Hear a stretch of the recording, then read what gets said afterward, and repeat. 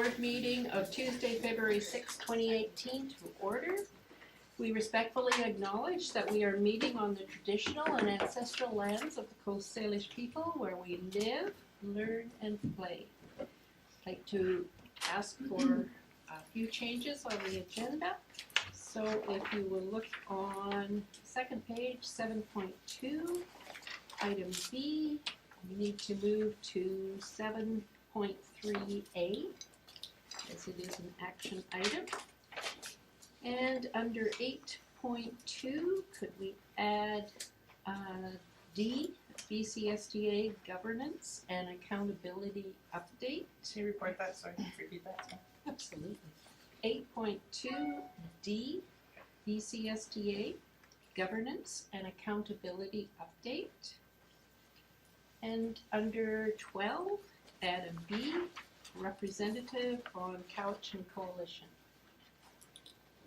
Okay, so I'd ask for a mover to adopt the agenda. Moved by Trustee Thorne, seconded by Trustee Schmidt. Okay. All those in favor? Motion carries. Moving to minutes of the January 9th, 2018 open board meeting. A motion to adopt. Moved by Trustee DeGroot, seconded by Trustee Dolan. All those in favor? Motion carries. Moving to recognition and delegations. And the first A is BC Winter Games athletes, and I'll refer to our superintendent. Thank you, Madam Chair. It's great to see such a crowd to cheer on our athletes. That's awesome. BC Winter Games are being held this year in Kamloops, February 22nd to 25th. We have 11 representatives from the Cowichan Valley attending the games, and 5 of them are students in our schools. The games will include participants from across BC in 19 sports, 247 officials, and over 1,500 athletes, and almost 400 coaches. Will take place at 11 facilities in Kamloops area. So students attending and representing our school district. We have 3 of them here today. Brooklyn Stobie. Stand up, Brooklyn. And maybe you can just stay standing for a sec, yeah?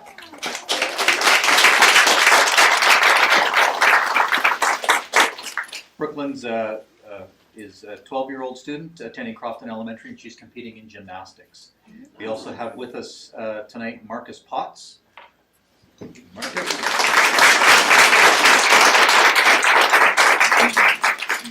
Marcus is a 13-year-old student at Francis Kelsey, and he is competing in judo. And we have Zach Drought. Zach.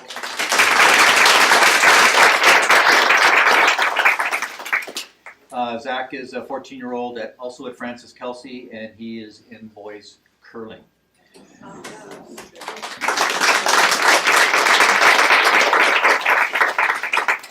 And we also have attending but not able to be here tonight, Tahara Brown from Francis Kelsey, a 14-year-old student who's competing in gymnastics, and Marlon Marsden, a 14-year-old student from Shemana Secondary competing in judo. So congratulations to those.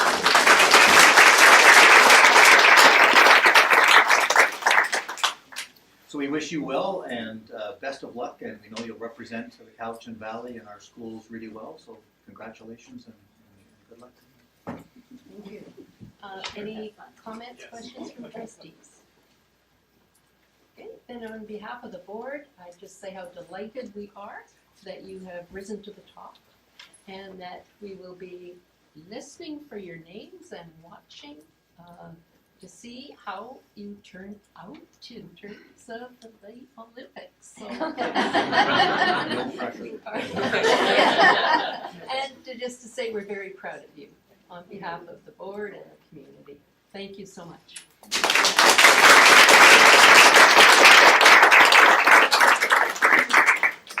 And you may say something if you wish, or we can move on. Just allowed to slide out to whatever you like. Yes, okay. Thank you so much for coming. Thank you. Okay, moving to item B. And we'll just wait a second. So we have some seats.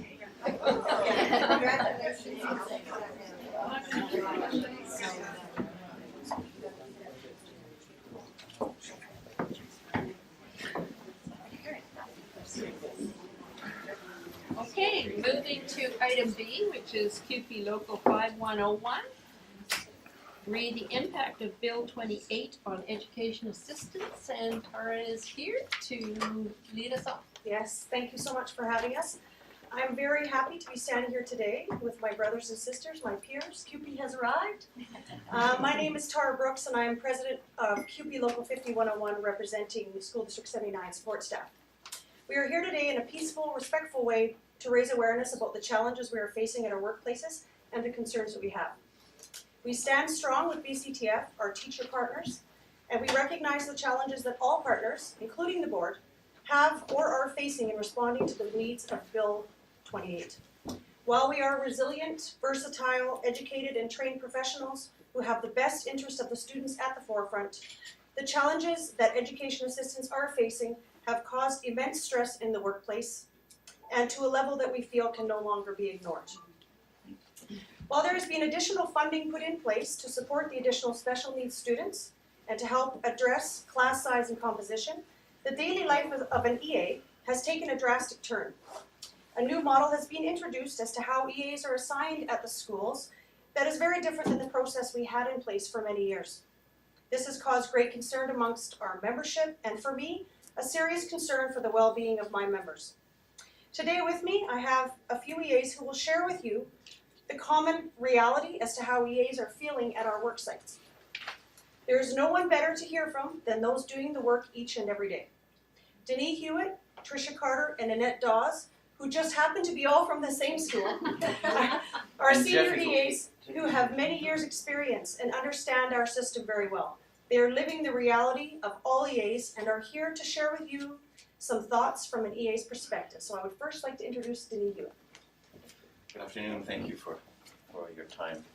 My name is Denis Huet, and I've been a school district employee for 28 years, educational assistant for 28 years.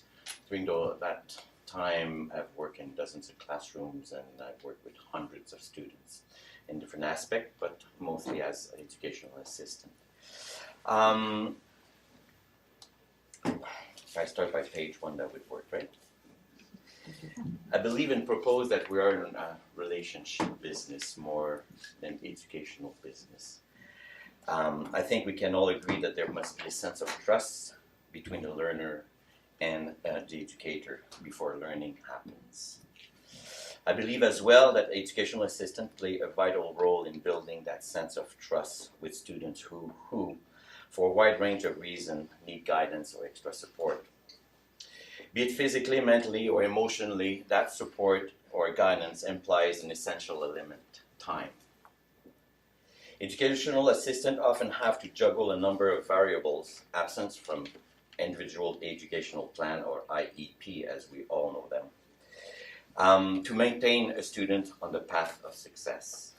Sometimes those variables are off the radar because of the big stuff, such as specific behavioral academic goals. Food, emotional upheaval, fatigue, medication side effect can be major roadblocks to that success. That is where our work takes its most significance. We do that by reassuring, providing food, finding a quiet spot for a few minutes, reconnecting the students with the work in front of them. Again, to recognize those subtle triggers, sometimes undetectable for most, presuppose a relationship with the student. Without that prior knowledge, educational assistants have to work in the blind, so to speak, have to guess with a less than desirable outcome. Therefore, I suggest that it is essential for the EA to be prepared before working with the student. The world of public education is constantly changing, and as a group of employees, I strongly believe we have been embracing those changes and certainly have the best seat to attest the value of those changes. Thank you very much. Thanks, Denise. And now I'd like to introduce you to Tricia Carter. Hi, thank you for having me here today. My name is Tricia, and I've been an education assistant for 18 years in the district. So I want you to imagine this. You go to work one day and you're told, we'd like you to go and work with this other student. You've never met the student. You've never worked with him before. Let's call him Steve. You're told Steve needs to work in a room he's not really used to. So you wait outside for him, outside the room, and you say, we're gonna go work in there. Well, he doesn't know you from Adam. And he says, well, who are you? Why do I have to work in there? I don't want to work in there. The student gets louder, the behavior escalates. Steve hits a locker, yells at you, off the office he goes. If you knew Steve and had a relationship with him before that day, the day could have started off so much better for everyone. If you'd known what things might trigger Steve's anxiety and behavior, the situation could have been avoided. I'd like to speak to you today about choice. Although all EAs are professionals and have similar experience and training, we have different strengths and preferences. In the past, we've had the opportunity to choose a job that best suits our skill set and the student's needs. To make a good choice, we need some specific information. Some EAs work best with students on the autism spectrum or with students with physical challenges, some with active students and other EAs with children who have academic gaps in their learning. Some EAs work better with primary students, while others prefer the middle years or high school students. We know our individual strengths and want to use them to best help the students. In the past, we've always been told that when choosing a job, to select one that you're physically, mentally, and emotionally capable of doing. To do this, we need to know what the job will be. In the past, we've had a pre-assignment meeting where the education assistant could discuss the specifics of a certain job. Some things we might learn are the grade of the students, whether the students are active, whether there are safety concerns for the student, whether the students may have a physical disability, whether they have academic delays or working at grade level. These are just a few of the examples of the things that EAs can learn. Once we have this type of information, we can make an informed decision about being able to work with and form a positive relationship with the students. Forming positive relationships and trust is the key to our profession. Once a job has been chosen, the expectation is that these are the students we'll be working with. An EA who chooses a job with a very academically challenged student on a modified program expects to be helping that student with his program, not being reassigned to aid students in a higher grade academic program where they aren't very comfortable. There's also the assumption that if there's no change listed on our job from this year to the next, that the students we're working with will be the same as in the past year. This leads to a better working relationship with the students and benefits all concerned. Building positive relationships with students is the key to our success and theirs. I love being an education assistant, and I've had the opportunity to witness many students succeed. Thank you for your time. And now I'd like to introduce you to Annette Doss. Good afternoon. Thank you for having us. I've been working in the school district for 14 years, and I do love my job. Prior to entering this profession, I worked as a licensed practical nurse for many years throughout BC. With my medical experience, I'm prone to view school situations through the lens of health and safety. There's been a shift in the way EAs have been assigned and utilized in our district. This recent change is increasing the safety risks of students and staff. Safety risks for students happen in a number of ways. For example, students with medical conditions may not have their trained EA with them 100% of the day. Those EAs may be pulled to work elsewhere, leaving the students on their own, or working with EAs that aren't trained to manage their needs. That is a reality. Another example is where there are not enough EAs to cover breaks. In these cases, greater numbers of students are being supervised by a single EA. This environment places everyone in an unsafe situation should aggressive behaviors arise. These are just a couple of scenarios that are not uncommon in our district today. EAs are very capable of managing safety situations. They're presented with under any working conditions. As long as they know the students, they can handle it. That knowledge is acquired through training, consulting files, discussion with colleagues, ultimately developing a relationship with students, which takes time and consistency. Working situations for EAs that are not trained or trying to work with groups of unpredictable students single-handedly is very stressful on us. This is where the physical and emotional safety of our staff is compromised. This places EAs at the risk of violence in the workplace, and it is a growing concern. Thank you.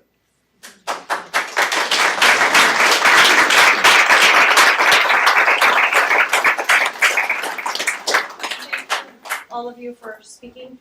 You've heard a small glimpse into the growing concerns coming from a large body of school district employees.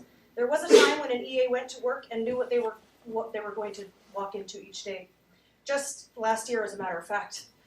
Needs of the students were met and employees were satisfied knowing the job they were going to be doing. Times have changed.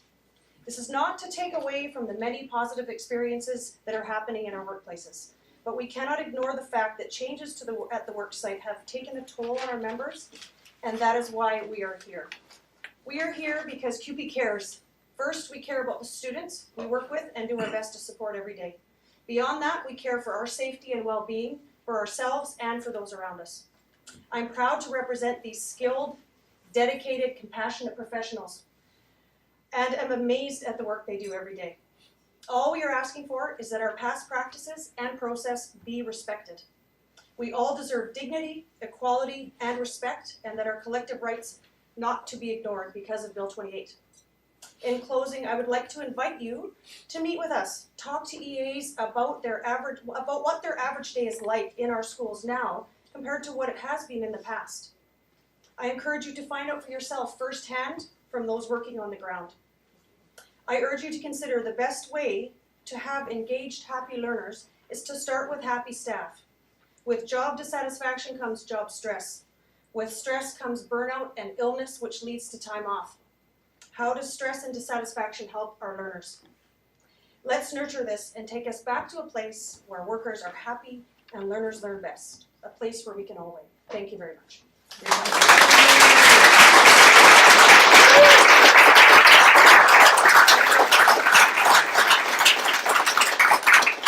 Thank you.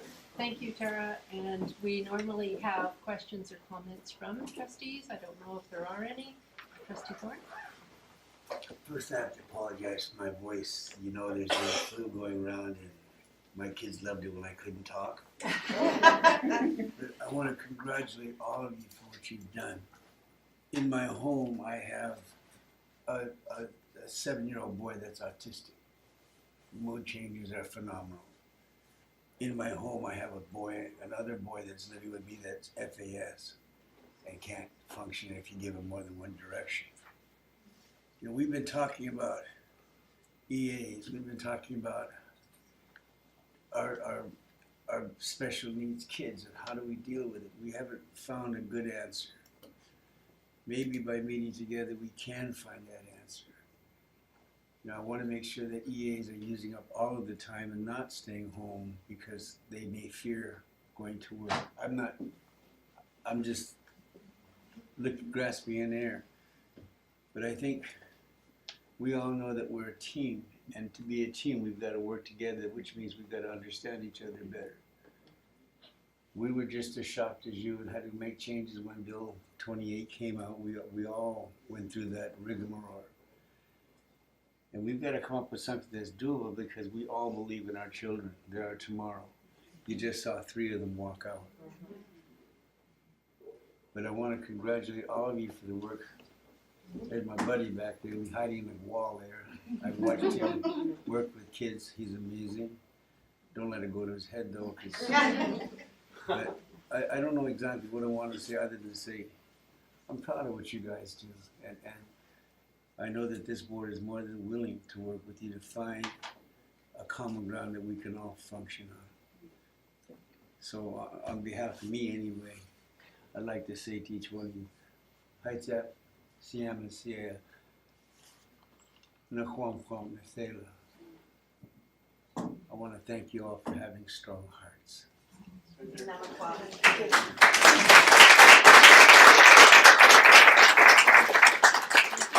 comments or questions, Trustee Croft? I would very much look forward to coming and being with EA at work. So I'll definitely look into that. And second, I would like to echo what Joe said in the deep respect and appreciation that we have for all that you do. And for your process and participating in democracy. This is, a little more exciting than sometimes meetings. Thank you. I know. Certainly warmer. So, and good on you. I mean, it's so great to see people engaged, being proud of you are engaged, saying, wow, things are great, but we all have to work together to solve it. We do. Your professionalism is fantastic, but I would like to add to that list is that you have a talent to work with children in a way that not many people can do. And I hope that in the midst of this you have great self-esteem and pride in what you do for us. Thank you. Thank you very much. Thank you. I just carry on with Trustee Thorne and Trustee Croft's admiration for our EAs. We always value that you are working with our students in a way that allows them to thrive, to be successful, and we very much appreciate that. You also said you wanted to make a very respectful presentation, and you have accomplished that, and we pass our respect back to you. Thank you all.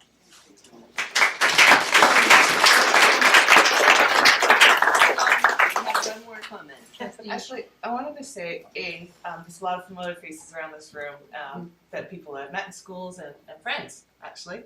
And I want to say thank you for the reminder of what your daily life looks like. And thank you for the reminder of some of the struggles that you all go through. And thank you for never giving up on the kids and doing the job no matter what roadblocks are put in your way. So, you know that I have a passion for the kids that have the challenges, and I just want to say thank you from me, because I'm in the schools a lot and I see what you guys do, and I see those difficult moments too, and I just want you to know that I appreciate you. Thank you. Thank you. Thank you very much.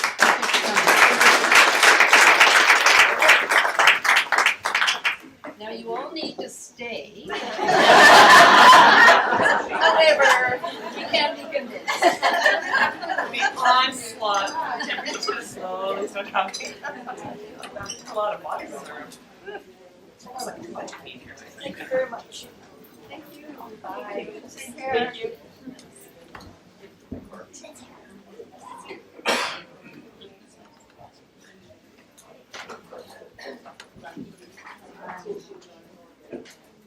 Trustee Doman, would you just tell the next delegation that we are ready? They're in the kitchen.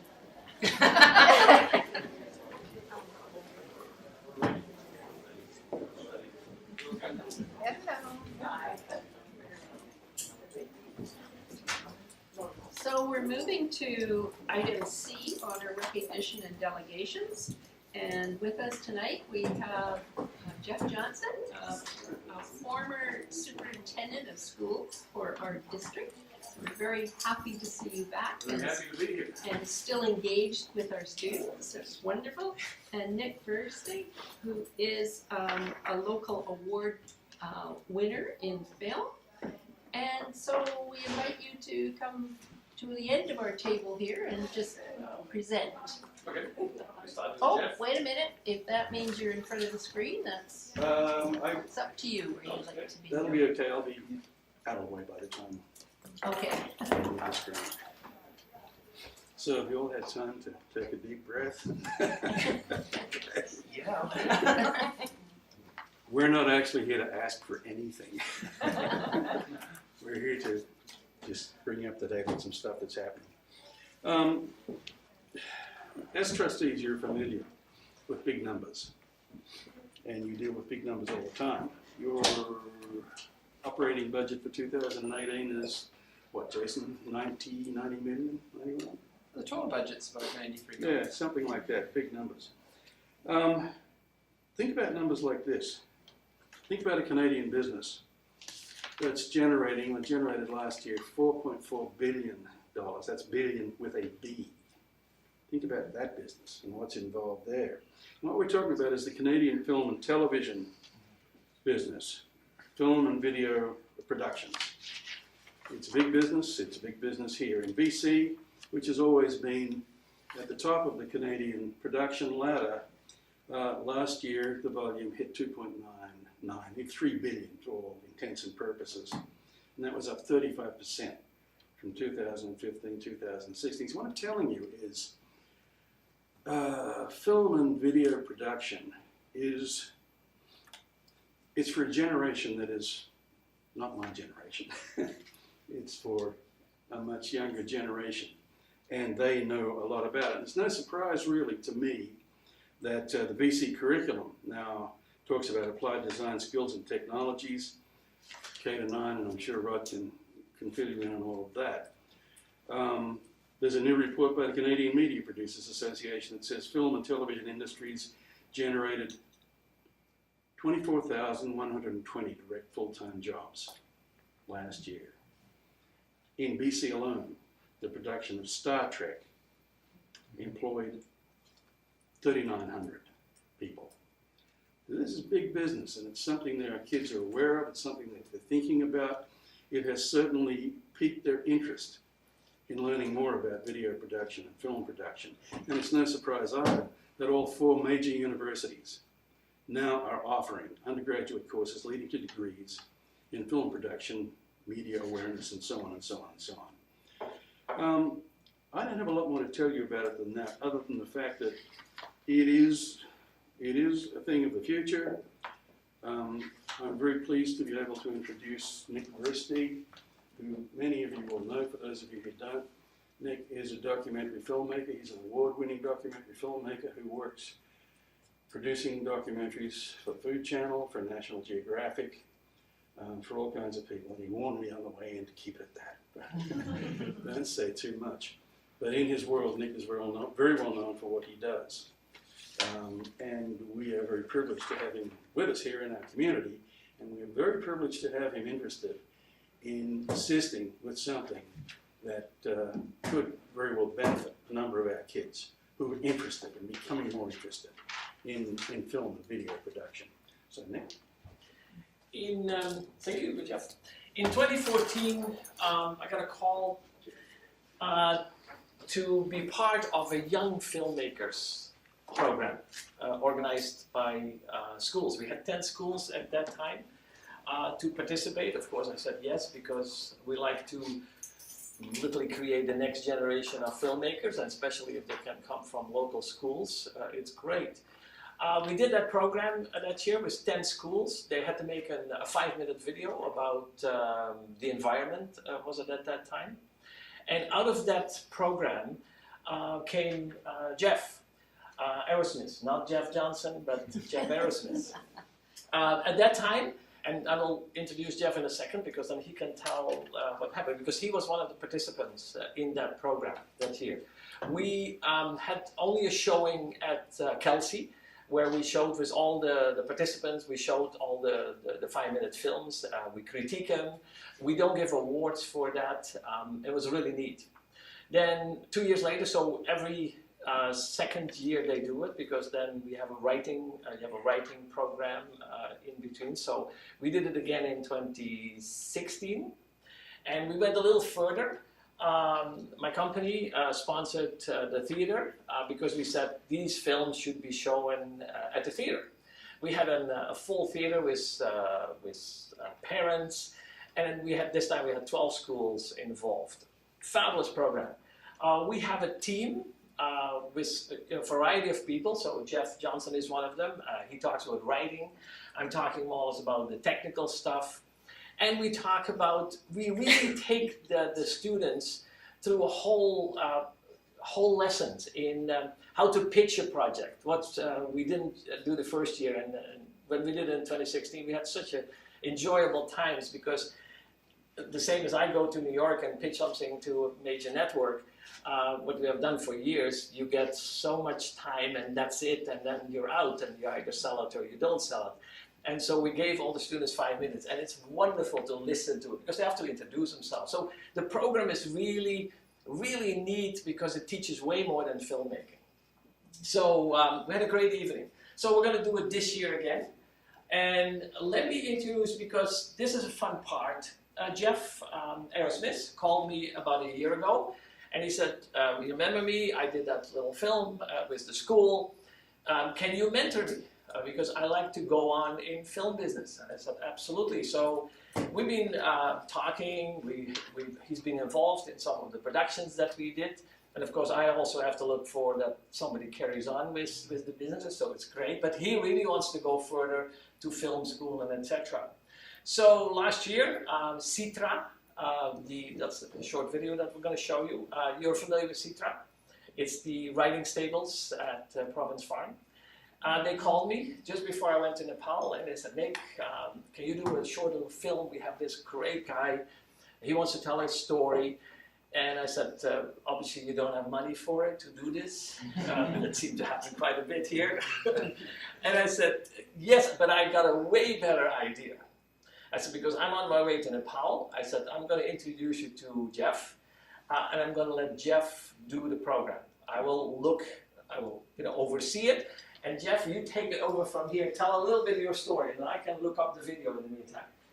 So I met with these people from the Couch and Therapeutic Riding Association, and I talked to them, and they told me what they wanted, sort of mini documentary on this. He had cerebral palsy, and this Therapeutic Riding Association really helped him to sort of improve his confidence and helped him come out of his shell a lot. So they really wanted me to tell this story about how it helped him. So I went and talked to them, and they told me what they wanted, and so about a month later, I came back and I interviewed Neil, who is the man with cerebral palsy, and his dad and his riding instructor. And it was really, really neat to learn as I made stuff with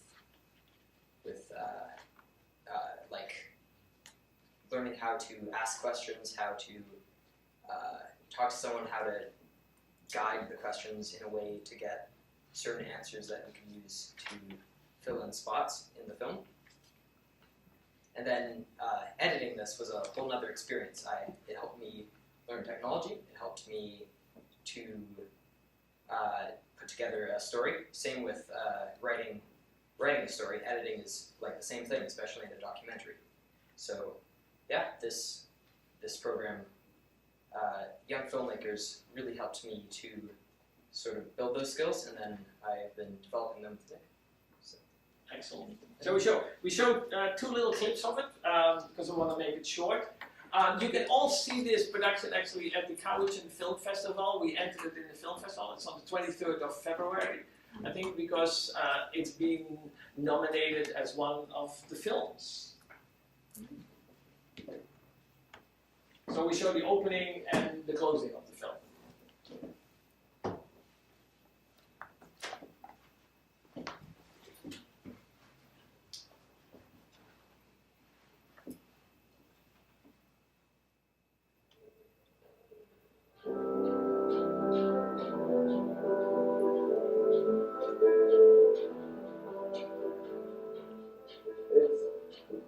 It's interesting to think back to that 11-year-old self of walking and not knowing what it would be like, and the size of everything. Of course, horses, as an 11-year-old, I'm tiny. I remember a 14-hand horse, which is just a pony, is just massive. And I do remember the sense of intimidation at first of, wow, is that what I'm going to be on? And then how it shifts when I walk in with my jagged motion of limping slightly, just everything is jagged experience, and then I get on a horse and I'm above, I'm higher, and I'm begin to walk with the horse, and I'm feeling fluidity in my hips. That doesn't happen. It's not my body's experience. That sense of fluid nature, I can't describe it. One simply cannot put the value of feeling your body moving in a fluid motion.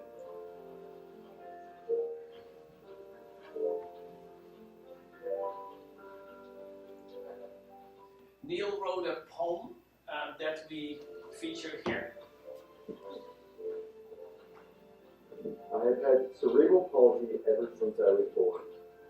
In junior high, it was hard because I could never fit into the things that my friends were doing. After 4 years of riding at Citra, I have recently started riding with able-bodied people, and now think that they have started to realize that I am almost like them. But just as I have worked a bit harder to be successful, I have found that we might look different. But so what? The body is not the only thing. It is just the outer shell.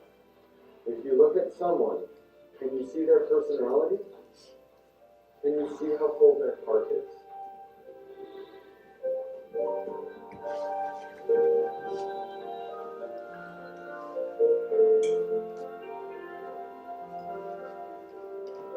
I can tell you it's Jeff's work. I oversaw the project, gave him some advice. Sometimes he actually said, no, I disagree with that.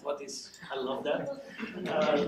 No, we need that, I think. And that is the whole purpose, I think, of young filmmakers. That to do something like this, he met with the client, talked to them, came back and he said, okay, Nick, they'd like to see this, these are the objectives, and etc. And that's really, I think, also part of the whole Young Filmmakers program. But one last thing before I give it back to Jeff Johnson. There were about 4 ladies of the Citra when he showed it. I was there when he showed it. They were all crying at the end. I said, that took me 20 years before I had people crying for one of my productions. So, thank you. And I think Jeff gets an applause.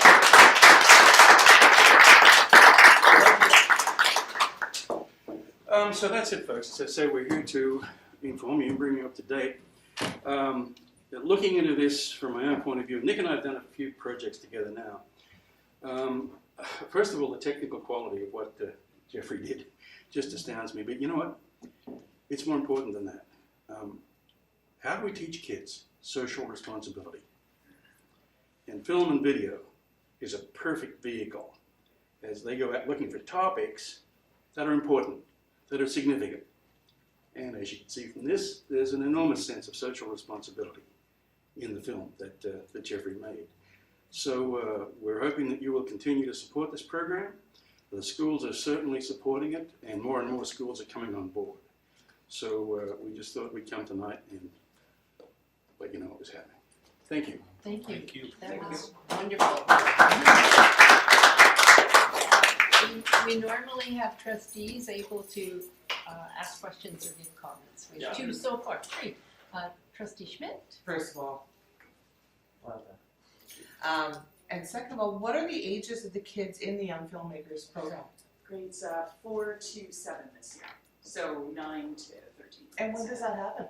So it's happening right now, and I know you all know I am. I'll let me introduce myself. I'm Lisa Gray, the Information Technology Coordinator for the school district, and I have received, I've inherited the role of facilitating Young Filmmakers this year.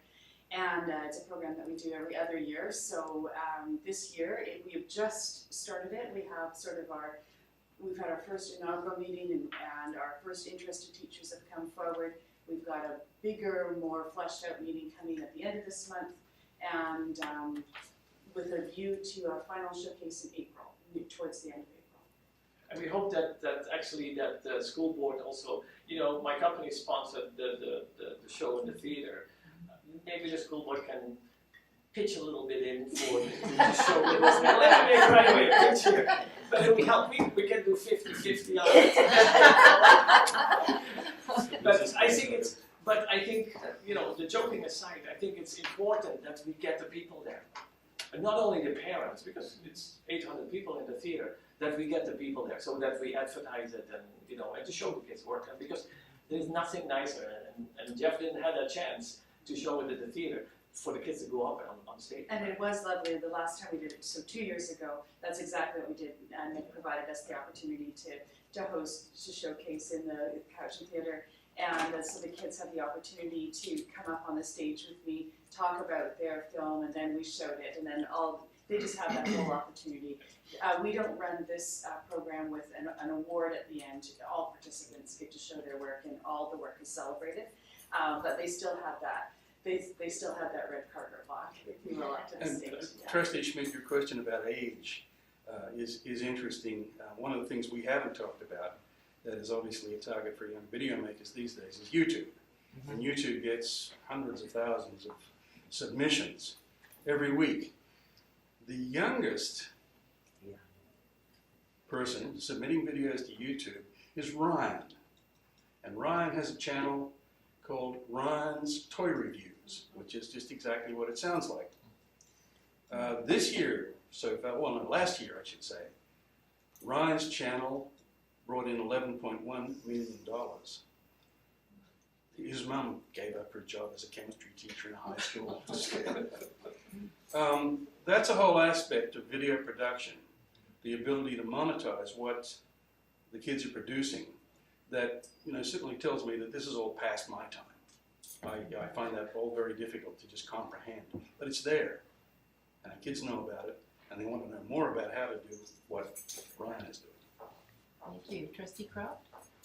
A question for Jeff Harrison. What did you shoot it on? What did you use to cut it? I shot it on Nick's camera. Just Nikon. Okay. So, and just with a camera and a tripod and mics for the interviews. And then I edited on a program called Premiere Pro. Okay. So. Thank you. Trustee Hutchins? Well, my question to you, Jeff, as well. That was just an incredible film. How many minutes or length of film, whatever you call it, were left on the cutting room floor? We had a lot of interview footage that was cut just to fit it into a 5-minute format. We actually made an entirely separate film all about his time in competition. So he also had a pretty good time show jumping, and he almost went to the Paralympics for it. But I think he backed out due to money. Thank you. Trustee DeGroot? Add another list of the names of people who cried. That was amazing. Thank you very much for bringing it. Thank you. Trustee Dolan? Thank you, Mr. Versteeg, for doing this. The community needs to be more involved in our school districts in helping you have the expertise to do these things, and it only makes our school districts better. We need more of that, so thank you to you for doing all this. And it's not only me. Mr. Johnson too. Thank you. And there's more. Michelle Staples is involved. We have First Nations people involved in the project. So it's not only me. We have a fantastic team. Writing. Everybody contributes what they can contribute. Right. This is what we have to do. So. Well, please thank your whole team on behalf of the board. We will We're definitely. much impressed with the work that you're doing, the success that you can demonstrate, and just the fact that you're involved with us. It's wonderful. Please thank your team, including Lisa. Thank you all. Really And we hope to appreciate see you all in May at the theater when we're going to show the end products of this year. I think you probably will. Thank you. Yeah. Thanks very much. Before you go out the door, no. Oh, sorry. It's okay. It's a question for me, not for you. Thank you. Bye-bye. Okay, Trustee Schmidt. Many years ago, in the mid to late 80s, School District 79 actually had curriculum which was filmmaking, and it was a partnership with the Cowichan Theatre, and it used to be done in the TV studio. And hearing what just happened here and being moved from that video, I'm wondering if the program that I once took in the mid to late 80s maybe should be re-explored and making it a part of, a choice, because it is something that's it's something that's growing. I know the film co-op that I was part of to try and build independent filmmaking on the island, and I know that kids are the ones that we're finding now, and they're the ones that are doing a lot of the mic work and the editing, and I'm wondering if there's a missed opportunity that we should really be looking at here in School District 79. Well, before I turn it over to our superintendent to give us the big picture, I can tell you that my granddaughter is registered for film for next semester, or in this semester at Cowichan Secondary. So things are in place to some degree. Okay, superintendent. You've said it, those programs exist in several of our schools, and it's an option that kids can take if there's enough interest. It's certainly something that does interest our kids for sure. Okay, moving to item 5, report of closed meeting, Mr. Sandquist. Thank you. Prior to this open meeting, the board met in closed session. They discussed personnel and facilities issues, and specifically the feasibility of having the grade 9 students at Quamachin stay at Quamachin rather than moving between the two campuses and operating the two schools as independent facilities, with a decision hopefully to be made at the March board meeting after collecting feedback. Thank you. Moving to item 6, action list. It is finished. Okay. A round of applause, please, for our staff and for us. We have finished everything that we had on our action list to date. However, we may have some coming up tonight, so we can't get too celebratory. Okay, number 7, superintendent of schools, Mr. Allen. Thank you, Madam Chair. I have no doubt we'll add to the action list. That's the fun part. Start with 7.1 personnel. Just to confirm and inform the board that we have hired a new principal for Cowichan Secondary School. Her name is Nicole Miller. Parents were informed. Parents of Cowichan Secondary were informed last week. And we expect Nicole to join us. She will be joining us right after spring break. Her first day of work here will be after spring break. She's currently a principal in the Toronto School District, and is only we can thank the board there for releasing her early, midway through her contract, but they are only allowed to move at major breaks in the year, so that is why we have spring break as the change over time. A big thank you to Vanessa and Allison, who are holding the fort at Cowichan Secondary, James Street campus, and as well to let the board know that we have assigned a temporary vice principal, Rhonda Cicerone, to assist while we're waiting for Nicole to arrive. And yes, we will have 2 principals named Nicole. Thank you. For board information, give you a bit of an update of what some of the things happening around and about the district. January 15th, of course, was a non-instructional day, a curriculum support day, and we had teachers meeting together in schools in various grade groupings and organized in a variety of ways. As part of our curriculum support day, working through the new curriculum with a special focus on competencies. We had Shelley Moore in the district on January the 18th and had a large number of participants working with Shelley. That put our teachers on call, stretched our ability to do that. We had, I'm looking at Deb over there, we had 100 and almost 200 folks there between the morning and the afternoon interacting with Shelley Moore.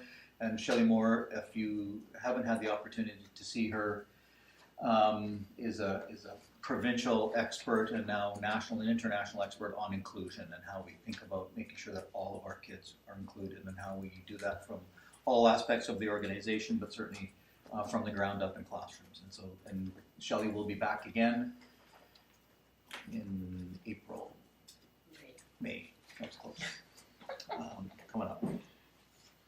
The Vancouver Island Learning opportunity we talked to you a little bit about at the BEBC meeting last week, where we are providing leadership in this district to all the island districts around the ADST, the Applied Design Skills and Technology curriculum. We're holding those meetings in Nanaimo, but they're facilitated by our staff with thanks to Glenn and Lisa. We had 140, I think, people there this time, over 100 the time before, and as I mentioned last week, it's becoming a model that's being strongly looked at by other parts of the province to see if they want to try to copy it, and it's getting a lot of excitement and a lot of our teachers engaged, feeling confident enough to become engaged in the hands-on coding that we saw at BEBC in all its aspects. So that went on in January, and we'll have another session coming up.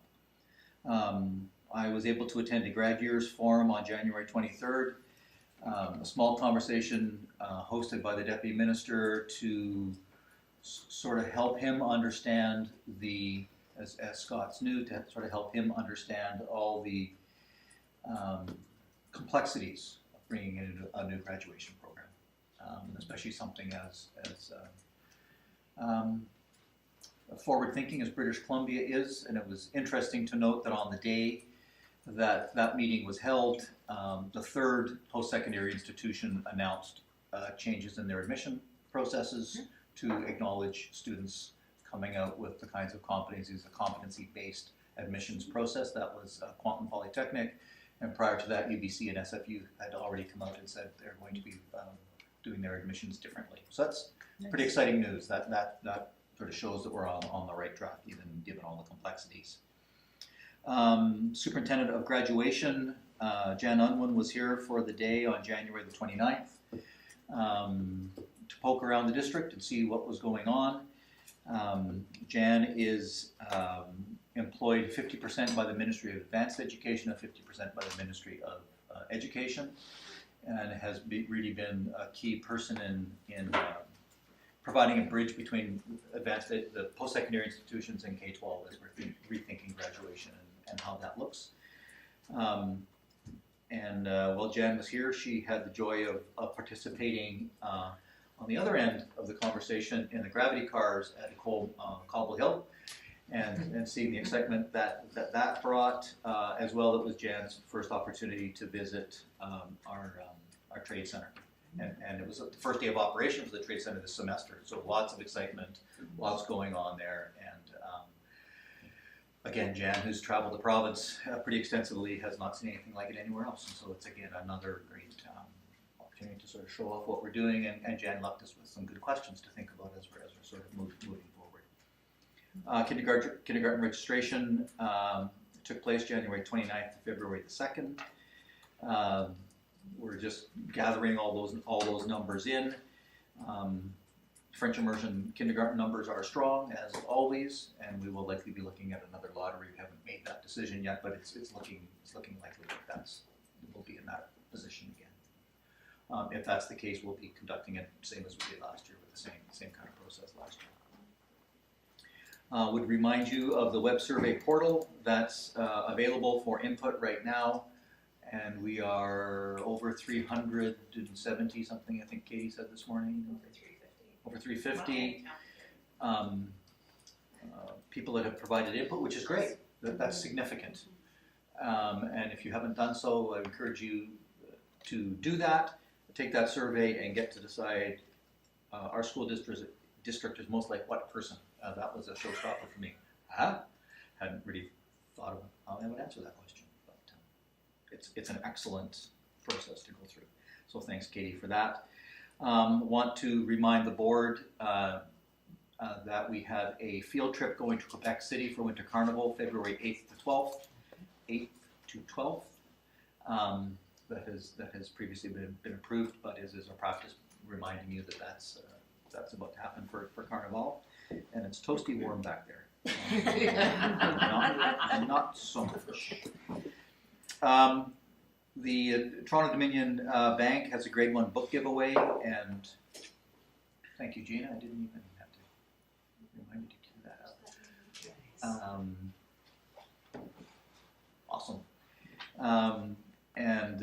Class of grade 1 students at Tanzer are showing off their books here in the picture of their brand new book, Good Morning Canada, by Andrea Lynn Beck, which they received as part of the TD grade 1 book giveaway. Every grade 1 student across the country receives their own copy of this book. It's a great program. And if a child's in a split class, K1 or 1-2, everybody in the class gets a book. We're not sorry, just for you. So that's pretty cool. And this is a program that's been going on since 2000. And so we're pleased to participate in that. We had Pop Art here for the week, Pop Art Week at Drinkwater, January 22nd to 26th, with Christy Petroni, Provincial Outreach Program for Autism and Other Related Disorders, doing a series of workshops for the staff, parents, etc.,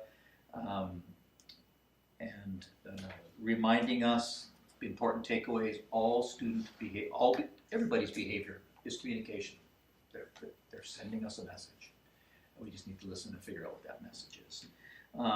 And for teachers, a great one that I heard while I was at Drinkwater earlier this week, again, was talk 60% or 70% less to students than what you normally do. Ooh, That's a lot. Luckily, I don't talk much, so it's easy for me. Big thank you for Julie and Courtney for arranging this. Gravity cars.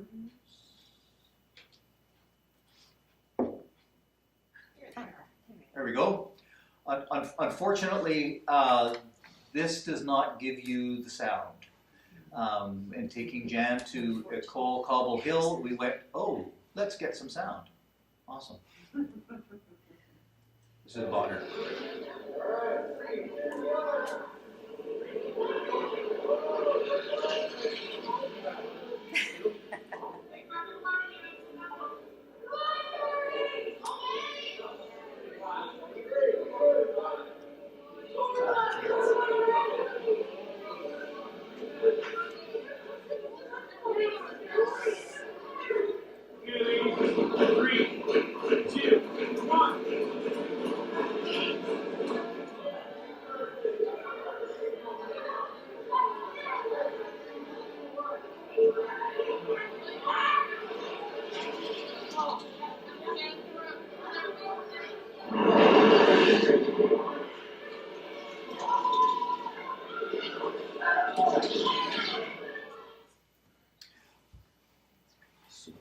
It's so much fun.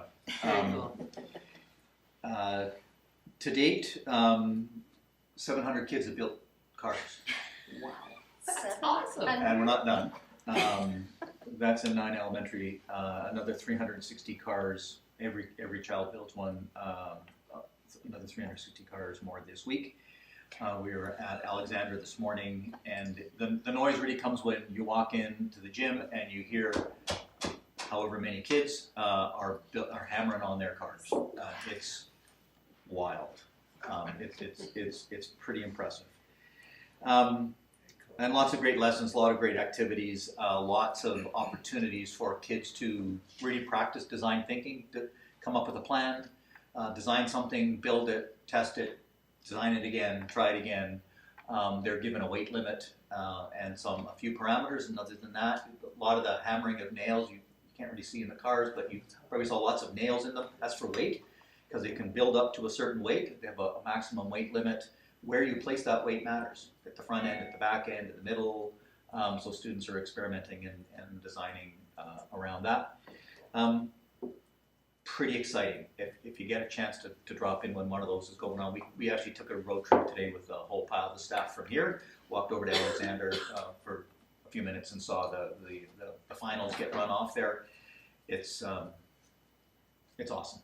Lots of kids swinging hammers that don't normally swing hammers and using chop saws and all that kind of stuff. Comment or question, Trustee Croft? Is there going to be sort of an inter-school competition later on? There will be a district competition, so each of these, a school team is selected.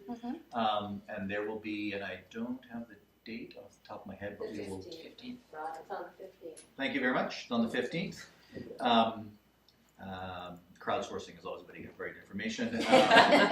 Is on the 15th, and it's being held at the racetrack.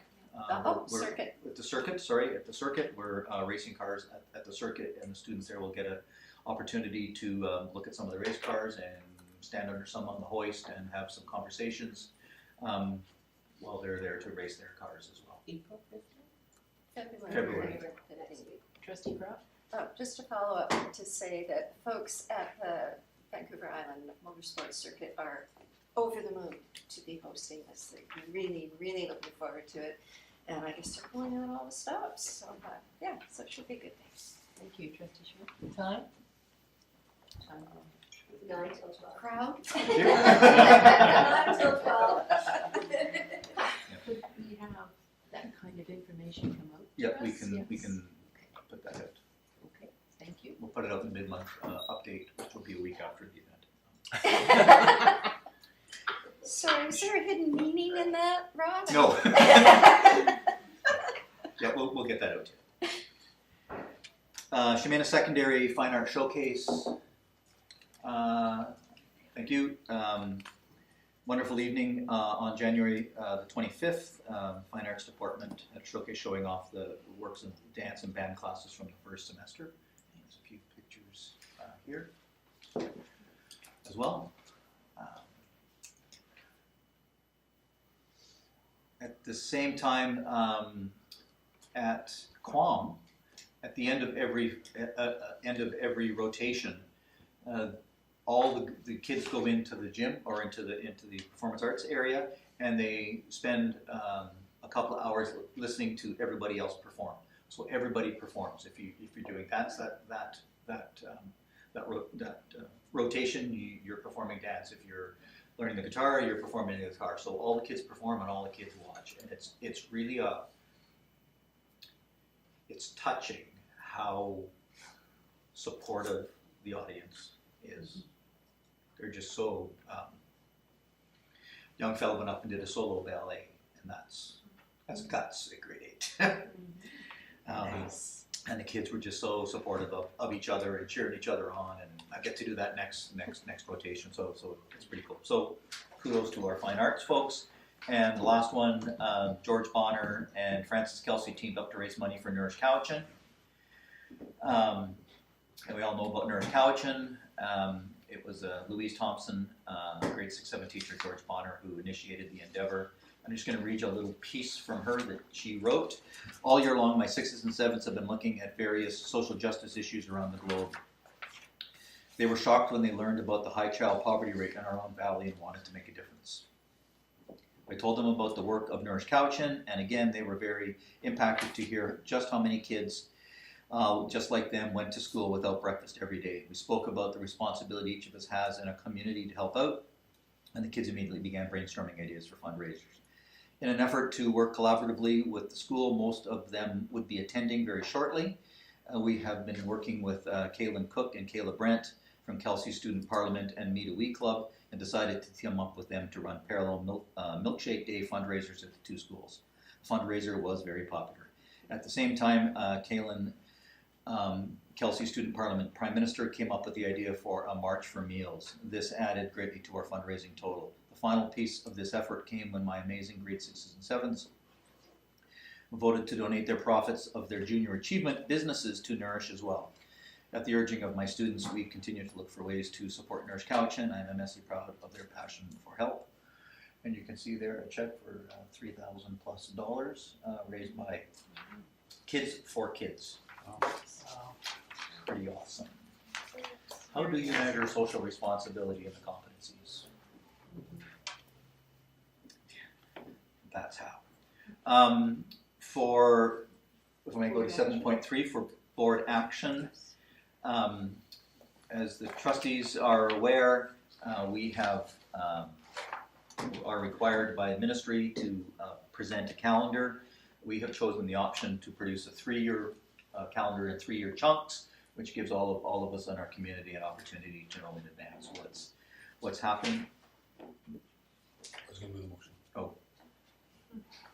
Are you complete with your? I'm complete with my introduction. Thank you, Trustee Hutchins, Thank you. for spurring me along. You can see the briefing note, I think, is quite extensive, and what's different this year, I'll draw your attention to how will be past public consultations have not produced a lot of input. And so big thanks to Katie that we're trying a public consultation through an online survey, and you can see that is in your package as well. Very impressive, very comprehensive. I was delighted to read through that. Okay, we have a motion moved by Trustee Hutchins, seconded by Trustee Schmidt. Any comments? All those in favor? Motion carries. Moving to item 8, Secretary Treasurer. Mr. Sankers.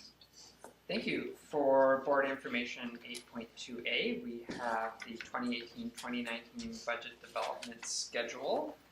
For information purposes, the meetings start on February 27th with the first presentation at the Board Education and Business Committee. But in reality, we're working on that budget now for next year. Karen and I have begun working on the assumptions and reviewing the changes that will be necessary and assembling a list of items for the board to start to consider. Thank you. Item 8.2b, BC Summer Games update. As you're aware, we have 3 of our exempt staff in significant roles. Monroe Grove is a School District 79 liaison, sitting on the board of directors of the Games Society. Mark Margerison, who's our occupational health and safety manager, is in charge of as the director for accommodations. And Selena Hayes is the director for transportation, and Mark and Selena will be going to the Winter Games to review how it's done. Hope you bring that knowledge back and apply it here. We also met with our principals and updated them on all the implications of the utilization in the schools. I think we're using something like 235 of our 260 classrooms for accommodations. Pretty significant. Moving on to policy review update. Just to let you know where that is at, the policy consultant had met with the board on a Sunday, and it was later followed up with the board reviewing the work of the policy consultant from that session. We received a message from Mr. Leroy Sohn today that everything is still on track. Expecting to meet with staff somewhere around March or April to work on the administrative procedures. The goal is still to have the policy review and amendments complete by the end of June. Item 8.2d is to bring forward this future dated correspondence from the BCSDA, which outlines the Ministry of Education's pending requirements on key financial governance areas. So just to highlight the 3, and we can go through that, they are expecting that boards will have policies in place for the 18-19 school year that address budget monitoring and reporting policy, and those are currently in the role of the superintendent as to the timing and when information is brought to the board on finances. They are expecting that boards have an accumulated operating reserve surplus policy. Our board adopted that at the recommendation of our audit committee this year, so we're in good shape there. And the final item is they're recommending that boards implement, if they haven't already, an audit committee, and that is something that our board did this year as well. So I think we've addressed the 3 concerns that are here, but just wanted to review them with the board. Okay. On to board action, if there's no questions there.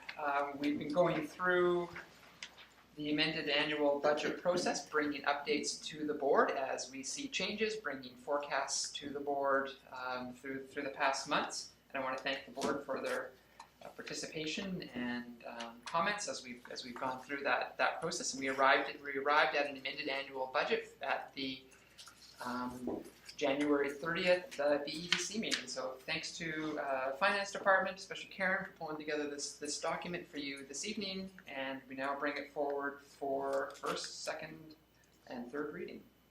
Thank you. So mover for first reading, moved by trustee Schmidt, seconded by trustee Dolman. All those in favor? Motion carries.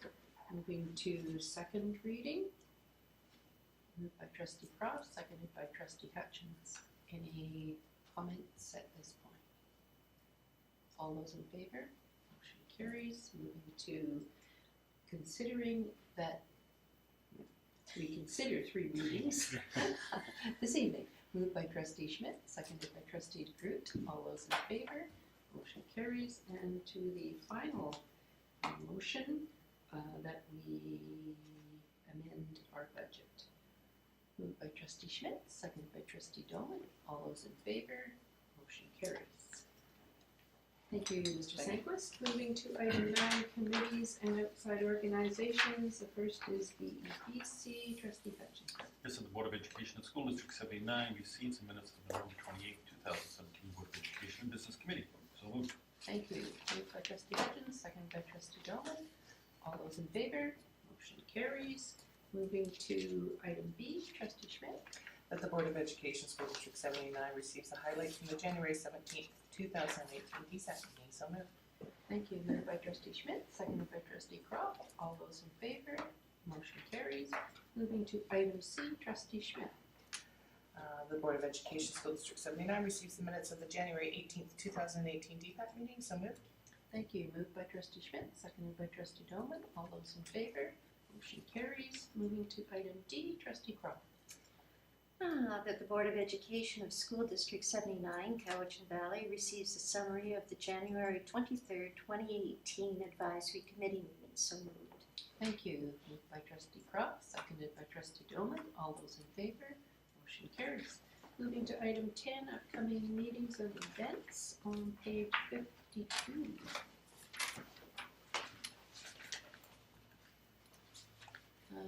The one thing I'd like to point out to you is, I think that's tomorrow, presenting the strategic plan to the CVRD Electoral Area Services Committee, and anyone who can attend with me, you're certainly well invited. Anything else on the schedule of events here? Okay, moving back to the agenda, we have no correspondence, new business. We have a no idling motion, trustee Paul. Just gonna get back to it, sorry. I have a motion in consideration of air quality and children's health that the Board of Education of School District 79, Cowichan Valley, discourage idling during drop-off and pick-up times by installing exterior signage on board schools and properties. Thank you. Moved by trustee Croft, seconded by trustee DeGroot. Trustee Croft, would you like to open? I have a little bit of background information on that, and that is, I'll enter this into the minutes a little later, and that is Director Lori DiNardo of the CVRD is very active on this matter, and she has written us a letter in support and to say thank you very much for taking this on and considering it. Okay, so, and I did a little bit of highly speculative math, and I believe we could save as much as 82 tons of carbon if everyone stopped idling when they picked up their kids. Thank you for that detail. Anything further on this motion? Trustee Hutchins. I'm not quite sure how this fits into our budget. Signage for 17-18, whatever facilities would cost some money. So is this just, if we support it, is it followed by a staff report coming, when can we do it, what's it going to cost, how are we going to pay for it? Is that the intention? I would refer back to trustee Croft. I'm totally supportive of it, I Yeah, just don't know. so I actually sort of submitted 2 potential motions and had our agenda people pick one. And I have spoken with Monroe and with Jason. We have some materials ready to go, but I would be happy to put in an amendment pending, a report from staff as to its viability. Thank you. Could I just ask Mr. Sandquist, do you have a figure to offer us at this point? Not at this time. Okay. So are we amending the motion? Can we just say subject to a staff report or staff review Does that mean coming back to us? if there's a problem? Okay, so we have an amendment subject to staff review, moved by trustee Hutchins. No. Oops, sorry. Yes. Seconded by trustee DeGroot. Okay, we are talking about subject to staff. Trustee Fisher. In our new governance model, we have never moved forward with motions until we've had staff reports back giving us instructions. So I'm actually curious as to how we're going down this path when we've stayed really firm on, we get a staff report and then we action from there. So I'm actually gonna vote against this because we're not actually following the practice that we've always done. So it's not that I don't support it, it's just that we've done things in a certain way and it's taken us a long time to get there, and I don't wanna break the way we now operate. Okay, thank you, trustee Croft, and then trustee Hutchins. But we have amended the motion to make it subject to a staff report. And I know we have to vote on things separately, I just wanted to, that's what we've done, right? Okay, great, thank you. Trustee Hutchins? Yes, I didn't quite understand your logic on that one, so, but actually, the best appropriate place when they actually refer the whole business to staff. Yeah. Because when we haven't passed it, subject to review, it's better to refer the whole thing to staff. Come back. So I can move that we refer the amendment. We have We have motion the on the amendment. floor. We Referral, have an amendment on the floor, the subject referral to takes the staff priority report. over any amendment. Sorry? Referral takes priority. Oh, we referred it, sorry, didn't hear Yes. that. Take that. Okay, So I'd like to so, move that we refer the amendment and the motion as not amended to. Yeah. I'll second that. okay, moved by trustee Hutchins, seconded by trustee Schmidt. So the motion and its amendment will be referred. Okay? All those in favor? Motion carries. Okay, moving to item 13, question period. Caroline. Oh, one second, sorry, we're sorting ourselves out. 12B, the representative on Couch Oh, Coalition. pardon me. Yeah. Ignored my own writing here. Okay, so we're back to 12, and we have a B, representative on Cowichan Coalition. And that's the Coalition on Homelessness and Affordability. And if we wish for a representative to be there, then I think we should formally appoint someone. Trustee Schmidt? Isn't that something that you've always attended? I have attended. Is that something you want to continue to do?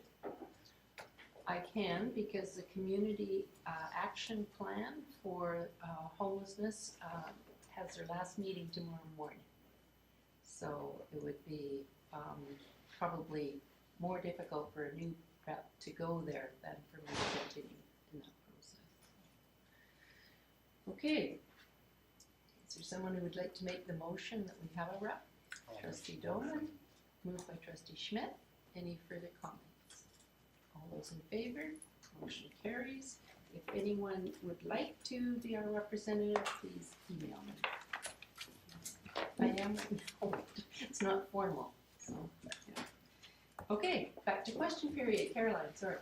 Yeah, I have a couple of questions actually, if that's allowed. The first one is some clarification around the feasibility study for the Quantian campus. It's the first time I've heard of it. And this is the first day that was decided, so what piece of it? It was that there's going to be feedback required. Where is that feedback going to be coming from, and who is going to be consulted on that, and when in March is it to be reported back? Well, I can give you the answer to the last one quicker, because it will be at our next board meeting, which is March 6th. March the 6th. And the first piece of it is who would be consulted, as the board has just decided to have a feedback process. We can know that the staffs and the PACs will certainly be involved. Well, it's only one pack, and Oh, it has a correct. meeting that Easier. is next Wednesday. So that is the only opportunity that we have. It's what I'm politely trying to say is that's not a lot of time. So if there's some information that needs to be sent out, then it needs to come quite quickly in order for that to be distributed to parents so that they have an opportunity to digest that and then make points forward. Clearly they'll be able to make points forward as individuals. Are you expecting to have a PAC response? A DPAC response? Well, this time I'm talking about The school talking about the PAC itself and Yes. a DPAC response. Well, the DPAC meeting is the night after the PAC meeting, so We're hoping to get feedback, so I think it probably will be different than just sending written and getting written back. okay. Did you have another question? I do Or have that was another it? question around Okay. the school calendar as well. Yes. And I mean, I know that again, there's a requirement for that to be submitted to Yes. the ministry, and I know that there's going to be hopefully some more feedback than perhaps we've had in the past. But DPAC has previously presented a formal sort of response. Would you like us to do that? We obviously can choose to do that with a do you want us to or not? but would it be useful for it to be a district-wide response, or are you preferring that those responses come from individuals? There's been particularly quite a lot of feedback on PLCs and when they've been scheduled. I the think last 2 weeks of the we are semester, for instance. entirely open. If we can have feedback from PACs, that would be great. If we can have feedback from DPAC, that would be great too. We're just putting it out there, hoping for some feedback. Okay. Any further questions? Okay, then motion to adjourn. Trustee DeGroot, Trustee Schmidt, all those in favor, motion carries.